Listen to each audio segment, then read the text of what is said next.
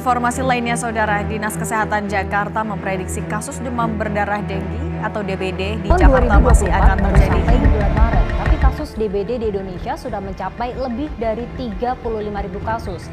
Angka ini melonjak cukup signifikan jika dibandingkan dengan tahun 2023 pada periode yang sama. Kepala Dinas Kesehatan Jakarta mengatakan penyebabnya? kelompok anak sekolah menjadi yang terbesar sebagai penderita demam berdarah di DKI Jakarta.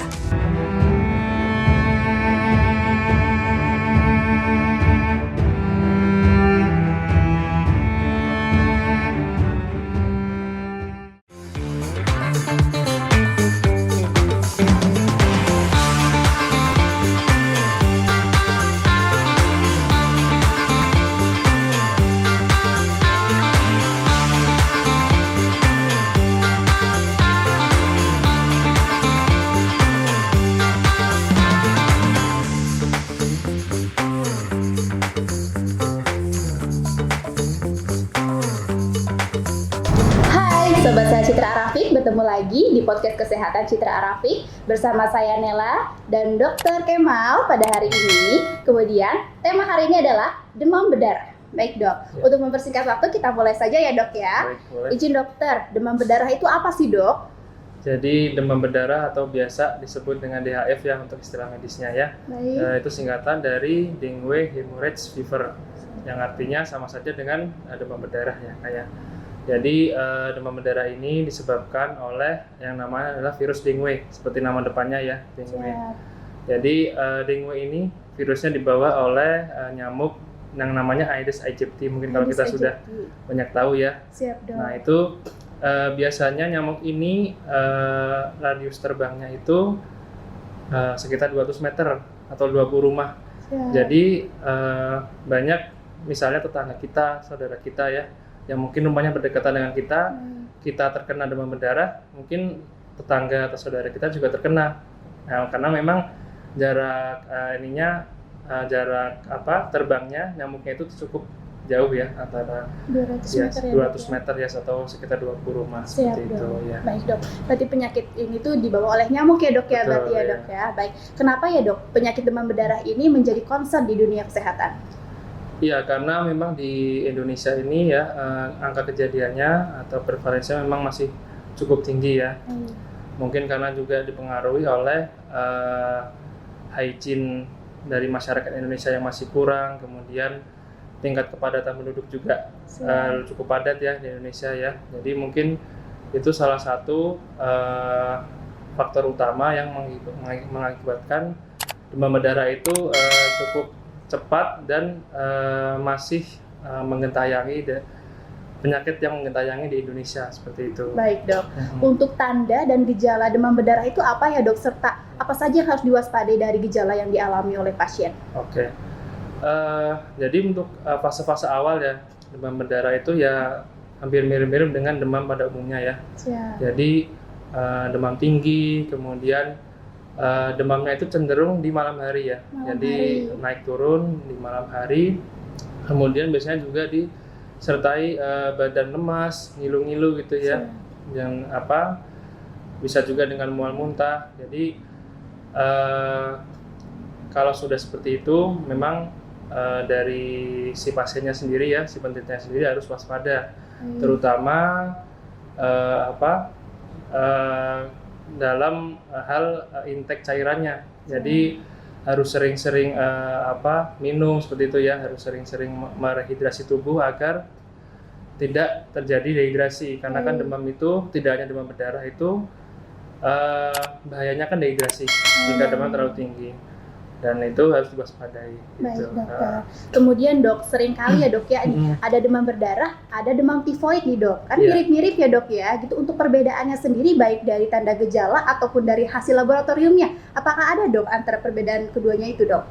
Jadi untuk demam berdarah dan demam tifoid memang berdasarkan pengalaman saya di ketika menangani pasien itu memang cenderung mirip-mirip ya. Jadi biasanya memang ada pasien yang demam berdarah disertai dengan demam tifoid atau salah satu aja ya demam berdarah atau demam tifoid. Nah biasanya untuk demam tifoid sendiri itu kita periksa darah itu baru terdeteksi pada hari keempat atau kelima. Mungkin bisa di hari-hari awal, tapi kasusnya untuk di lapangan sendiri paling sering di hari keempat dan hari kelima. Biasanya untuk tifoid itu dia lebih cenderung mual muntahnya lebih sering ya, lebih sering, misalnya lebih parah juga. Kemudian keluhan lemesnya itu juga lebih terasa biasanya untuk demam tifoid. Untuk demam tifoid ya. Bahkan bisa ada beberapa kasus itu pasiennya demam tinggi sampai mengalami mata merah dan bahkan sampai pingsan, itu bisa dari demam tifoid itu. Jadi memang kita memang tidak bisa membedakan secara ini ya, kalau kita belum memeriksakan dengan pemeriksaan penunjang. Jadi ya mungkin yang bisa jadi patokan ya tadi itu mungkin dari mual muntahnya ya, kalau dari pengalaman saya ya. Baik dok. Tapi kalau secara dari hasil penunjangnya itu akan bisa lebih terlihat spesifik ya dok, betul, ya dari pemeriksaannya berarti ya dok. Baik dok. Penyebab peningkatan penyebaran dari demam berdarah di masyarakat ini apa ya dok? Tadi itu mungkin yang soal hygiene ya. Hygiene masyarakat yang kurang, kemudian kurang mempraktekkan yang sering kita dengar ya 3M ya. 3M, menutup, mengubur, dan menyimpan itu ya. Siap dong. Nah itu sebetulnya tidak bisa disepelekan juga, karena memang dengan itu kita bisa mencegah penyebaran dari demam nyamuk itu untuk bersarang gitu ya. Karena mungkin masyarakat sekarang banyak mengandalkan fogging ya. Padahal fogging itu justru bisa jadi malah menyebabkan penyebaran dari nyamuk itu malah lebih luas. Jadi ketika di fogging bisa jadi nyamuk yang di lokasi A malah jadi bisa terbang ke lokasi B, C kalau yang tidak terbunuh ya gitu. Kemudian yang sering lupa juga itu kita genangan-genangan air kecil yang biasanya ada di dalam pot gitu ya, dalam pot. Jadi misalnya pakai pot yang ada wadahnya di bawahnya itu, nah air kan akan menggenang situ. Nah itu sering sekali di situ ada jentik. Nah itu sebetulnya masyarakat sering lupa ya, jadi itu harus waspada. Siap baik dok. Pada kondisi apa ya dok untuk pasien ini harus dibawa segera ke rumah sakit dok?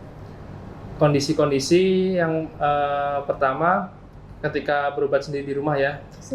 Demamnya cenderung tinggi terus, kemudian demamnya itu hanya sebentar aja, misalnya dikasih obat hanya turun sebentar, kemudian sudah ada tanda-tanda dehidrasi, kemudian kalau semisal sudah fase-fase kritis biasanya ada muncul ruam-ruam bintik-bintik kemerahan, sampai mungkin lebih parah lagi mimisan, gusi berdarah. Nah itu sudah harus wajib segera dibawa ya dok harus ya. segera aware untuk dibawa ke rumah sakit. Siap dok. Untuk pencegahan itu sendiri cukup dengan 3M saja dok, atau ada lain mungkin tips dari dokter? 3M yang utama itu ya, 3M.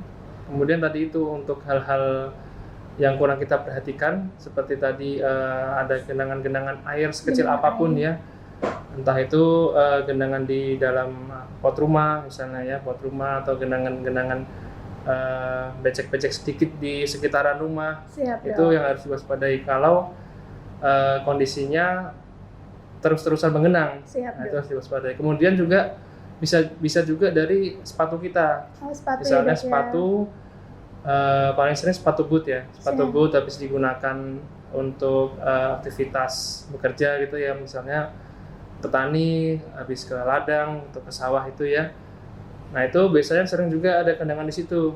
Itu pun juga bisa menjadi sarang ya dalam jentik nyamuk untuk tumbuh di situ ya, bersarang di situ ya. Baik dok. Tadi sedikit dokter menyinggung tentang fase kritis ya dok ya. Biasanya itu hari keberapa dok untuk pasien ini melewati fase kritisnya dok? Biasanya itu antara hari ke-4 sampai ke-6 ya. 6 terus nanti ya peralihan 6 ke 7 itu sudah fase penyembuhan. Tapi tetap antara fase penyembuhan itu tetap harus waspada. Selain kita waspada di fase kritis ya. Nah, kita memang harus terlebih waspada itu di fase kritisnya. Fase penyembuhan pun juga kita tetap harus waspada. Karena biasanya ya itu akan terjadi perubahan kondisi klinis yang cukup signifikan di fase-fase itu. Jadi misalnya untuk anak itu orang tua harus terus waspada dengan kondisi-kondisi tertentu gitu ya. Untuk dewasa juga ya keluarga di rumah atau yang bersama juga harus waspada juga. Siap. Gitu ya. Berdasarkan pengalaman dokter gitu ya dok ya, pernah tidak dok ada pasien yang memang ini pasiennya itu kondisinya sangat kritis gitu dok, kemudian pasien ini berhasil melewati dan bagaimana gitu dok, berdasarkan pengalaman dokter di lapangan? Iya, sebetulnya untuk pasien-pasien yang kritis itu memang kebanyakan anak ya. Siap. Dewasa mungkin bisa dikatakan kritis, tapi secara kondisi klinis dia masih baik gitu ya. Siap. masih stabil gitu ya. Kalau anak itu ketika sudah ada kondisi-kondisi kritis itu akan lebih rentan ya terjadi perburukan klinis ya. Untuk anak sendiri yang memang di rumah sakit kita sendiri ya itu cukup sering memang dijumpai ya kondisi-kondisi memang fase-fase kritis itu ada gitu ya. Siap. Nah itu kuncinya sih ya tadi itu kita harus pikirkan bahwa rehidrasi itu atau kecukupan cairan itu harus cukup. Siap. Jadi yang paling utama kita pikirkan adalah untuk merehidrasi anak tersebut atau pasien-pasien yang kritis tersebut. Siap. Agar perbaikannya bisa sedikit demi sedikit terperbaiki dari intake cairan yang tercukupi gitu. Nah, karena untuk penyebab dehidrasi itu bisa gimana dok dampaknya untuk pasien itu dok? Ya yang pasti pasien akan ini ya lemas. Siap.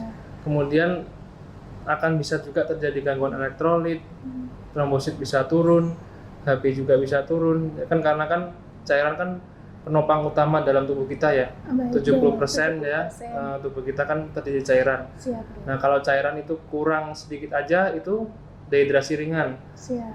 Kurang lagi dehidrasi sedang dan cukup kurang, sangat kurang dehidrasi berat. Siap. Nah, itu kalau sudah dehidrasi berat ya tubuh kita tidak bisa ini ya istilahnya mengkompensasi ya. Siap, dok. Dari kehilangan cairan itu. Mungkin kalau masih ringan sedang masih oke. Kalau sudah berat ya susah gitu. Iya. Oke, baik dokter. Gitu. Dokter mohon izin terima kasih Iya, atas sama-sama. sharing-sharing ilmunya Iya. karena demam berdarah ini memang di masyarakat cukup sering ditemukan ya dok ya. Dari tips dari dokter jangan lupa untuk 3M berarti ya dok Iya, ya. utamanya Tadi itu ya. 3M dan tentu untuk selalu menjaga imunitas tubuh kita ya dok Betul, ya. ya. Mohon izin terima kasih dokter atas waktu Iya. dan kesempatannya. Terima kasih. Semoga kita bisa berbincang-bincang kembali di Baik. lain waktu.